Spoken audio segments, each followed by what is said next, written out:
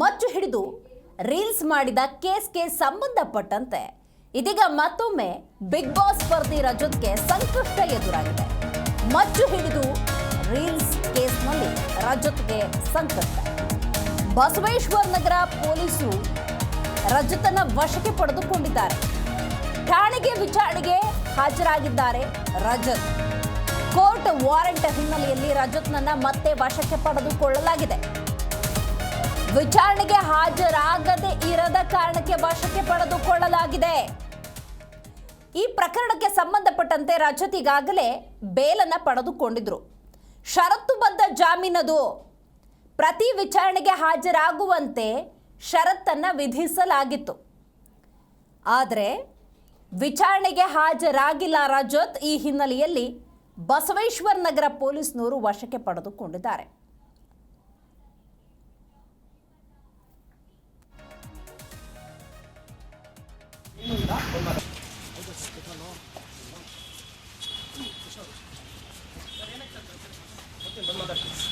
ಅಂತದೇನು ಇಲ್ಲ, ಬಂದು ಮಾತಾಡ್ತೀನಿ.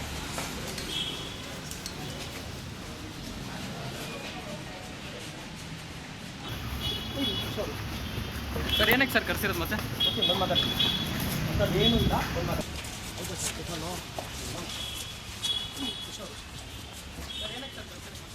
ಬಂದು ಮಾತಾಡ್ತೀನಿ. ಅಂತದೇನು ಇಲ್ಲ, ಬಂದು ಮಾತಾಡ್ತೀನಿ.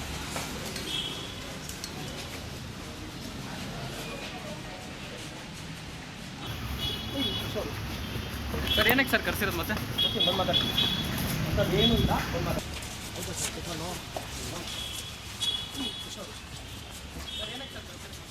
ಬಂದು ಮಾತಾಡ್ತೀನಿ. ಅಂತದೇನು ಇಲ್ಲ, ಬಂದು ಮಾತಾಡ್ತೀನಿ.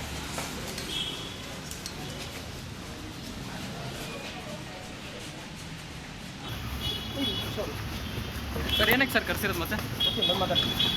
ಅಂತದೇನು ಇಲ್ಲ, ಬಂದು ಮಾತಾಡ್ತೀನಿ.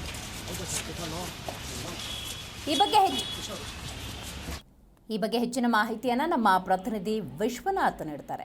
ವಿಶ್ವ, ರಜತ್ ಮತ್ತು ವಿನಯ್ ಗೌಡ ಈ ಹಿಂದೆ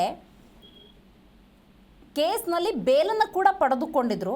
ಇದೀಗ ಮತ್ತೆ ಬಸವೇಶ್ವರ ನಗರ ಪೊಲೀಸ್ನವರು ರಜತ್ನನ್ನ ವಶಕ್ಕೆ ಪಡ್ಕೊಂಡಿದ್ದಾರೆ. ಕಾರಣ ಏನು? ಮುಂದಿನ ವಿಚಾರಣೆ ಹೇಗೆ ಸಾಗತ್ತೆ?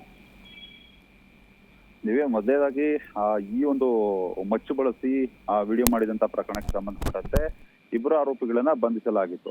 ಆ ಬಂಧನ ಮಾಡಿ ಕೋರ್ಟ್ಗೂ ಕೂಡ ಹಾಜರುಪಡಿಸಲಾಗಿತ್ತು. ಅದಾದ್ಮೇಲೆ ಅವರನ್ನ ಜೈಲಿಗೂ ಕೂಡ ಕಳಿಸಲಾಗಿತ್ತು. ಈಗ ಇಬ್ಬರಿಗೂ ಕೂಡ ಷರತ್ತುಬದ್ಧ ಜಾಮೀನು ಕೂಡ ಸಿಕ್ಕಿರುವಂತದ್ದು.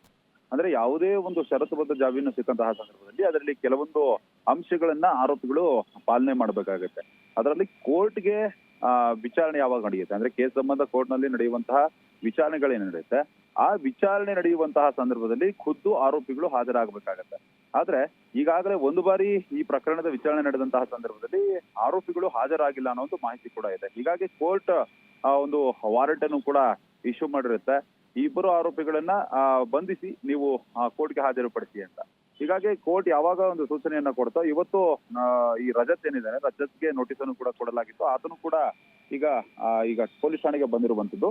ಇಲ್ಲಿ ಆತನನ್ನ ಮತ್ತೆ ಪೊಲೀಸರು ಅರೆಸ್ಟ್ ಮಾಡಿ ನೇರವಾಗಿ 24ನೇ ACMM ನ್ಯಾಯಾಲಯ ಏನಿದೆ, ACMM ನ್ಯಾಯಾಲಯಕ್ಕೆ ಹಾಜರುಪಡಿಸಲಿದ್ದಾರೆ. ಮತ್ತೆ ಮುಂದೆ ಪ್ರೊಸೀಜರ್ ಏನಾಗುತ್ತೆ ಅನ್ನೋದನ್ನು ಕೂಡ ಕಾದು ನೋಡಬೇಕಾಗಿದೆ.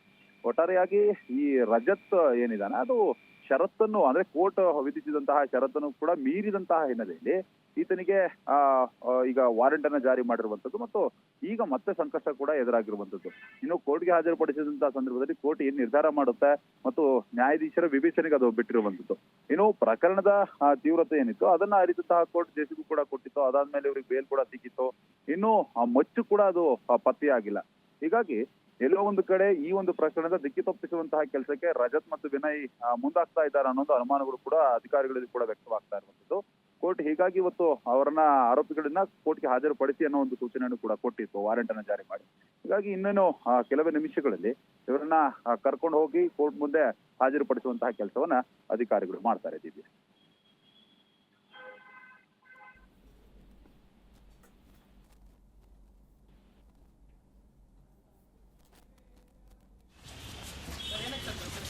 ಬಂದು ಮಾತಾಡ್ತೀನಿ.